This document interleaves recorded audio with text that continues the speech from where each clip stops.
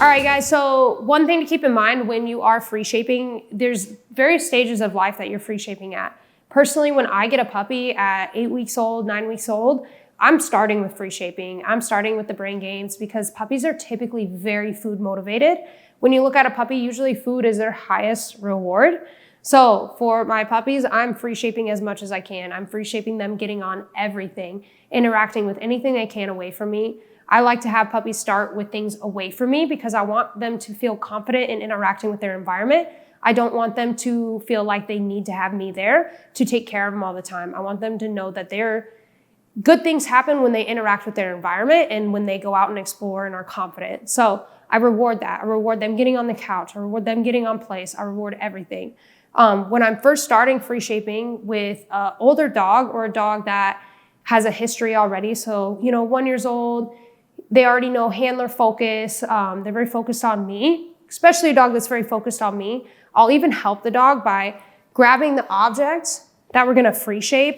And while the dog's in the room, I will set it down on the ground, quickly step away from it. And as soon as the dog goes to interact with it, I mark and pay. And it usually kind of jets the session off and gets the dog really amped to interact with the new object because it's fresh, new. I just set it down. I interacted with it. So it's typically gonna be safe, right? In the dog's mind.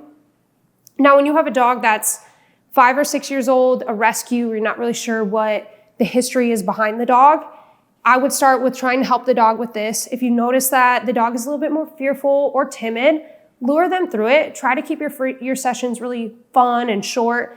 Do the little more assisted free shaping. An older dog is typically gonna need a little bit more assisted free shaping. That's usually just because in their head, they've always been helped. They've been helicopter mom? Do they have someone that's told them exactly what they need to do to be successful? Now we're starting to help them to understand that interacting with their environment is what's going to help them be successful. And we can typically start to get a little bit more hands off once they understand the game.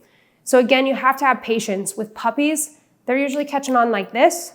If you're dealing with an older dog, a more established dog, it's going to take a little bit longer for them to catch on. When I started free shaping with my 9-year-old German Shepherd, he had never done free shaping before.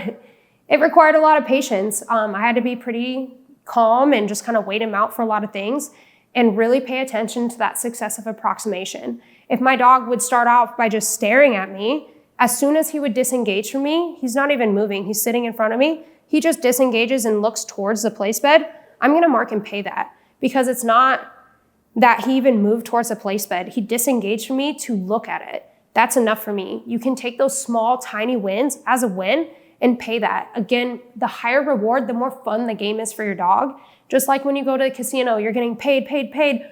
Oh, there's a big payment. Now we get paid. Oh, there's a big payment. You're gonna really love the game and keep playing the game.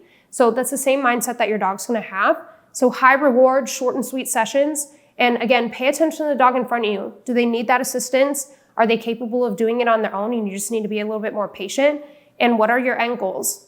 Pay attention to those things and give free shaping a shot and let me know what you think.